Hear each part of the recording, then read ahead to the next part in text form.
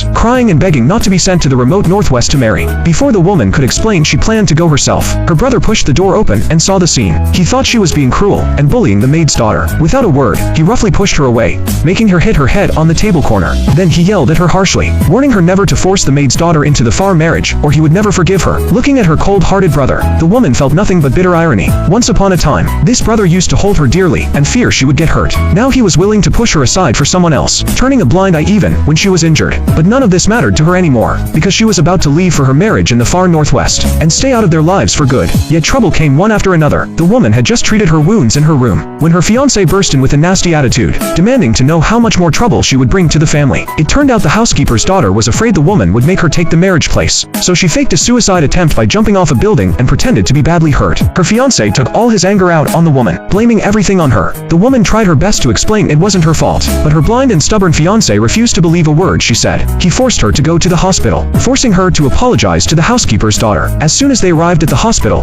the doctor said the housekeeper's daughter had lost too much blood and needed a special medicine. Only the factory director's son had this rare drug. Without a moment's hesitation, her fiancé knocked her unconscious with one palm, then sent her straight to the factory director's son. He knew perfectly well the factory director's son was good for nothing, a famous spoiled playboy, and the woman would suffer terribly in his hands. Yet for the housekeeper's daughter's sake, he still pushed her over without hesitation. If she hadn't fought back hard, hurt the playboy, and escaped while chaos broke out, she would have been humiliated and ruined by him completely. After this incident, the woman was utterly heartbroken over her fiancé and brother. She knew staying at home any longer, she would sooner or later be framed to death by those scheming girls. Instead of staying here and suffering, she might as well head to the Northwest for her marriage early. Meanwhile, her fiancé and brother remained completely clueless. They naively thought the woman had always relied on them since childhood and would never leave them in this lifetime. Little did they know they would soon regret deeply all the cruel things they had done to her. 我的新生活就要开始了。